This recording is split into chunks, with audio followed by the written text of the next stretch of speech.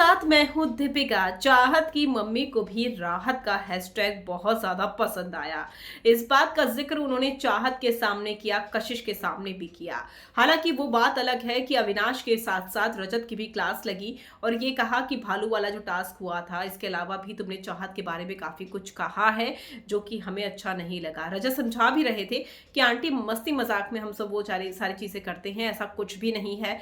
लेकिन चाहत की माँ को नाराजगी तो थी ही, क्योंकि यूज एंड थ्रो कहीं ना कहीं रजत दलाल ने किया है और वो हमने देखा भी है।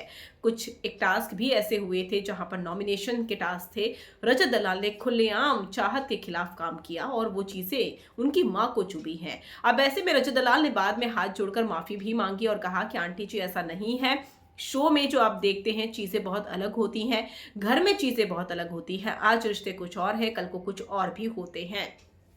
इसके अलावा रजत ने यह भी कहा कि चाहत बहुत अच्छी लड़की है। तो उनकी माँ ने ये कहा कि बेटा, तुम जब चाहत के साथ दिख रहे थे, तुमने कहा था कि रोती है तो मैं इसके आंसू पोंछ देता हूँ और हर वक्त रोती रहती है। ये बातें हमें चुभी थी, क्योंकि अगर वो रो रही थी तो तुम भी कहीं ना कहीं अच्छे दिख रहे थे, क्योंकि तुम्हारी जो पर्सनैलिटी हम टीवी में देख रहे थे वो दिख रहे थे दबंग की।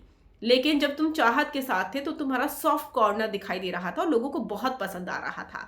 इसके अलावा चाहत की मम्मी ने राहत जो हैशटैग था उसका भी इस्तेमाल किया और कहा कि राहत जो टैग था वो बहुत ज्यादा चला है, लोगों को बहुत पसंद आया है, क्योंकि रजत जो दबंगई दिखाता था अपनी, उसके अलग भी उसकी पर्सनैलिटी दिखी है और लोगों को वो बहुत पसंद आया है। तो चाहत भी हंसने लगती है और दोनों को ही पता चलता है कि जो उनका हैशटैग है वो बहुत ज़्यादा बाहर वायरल हुआ है। और ये सारी बातों से ये भी साफ है कि चाहत की मम्मी को राहत साथ में बहुत अच्छे लग रहे थे।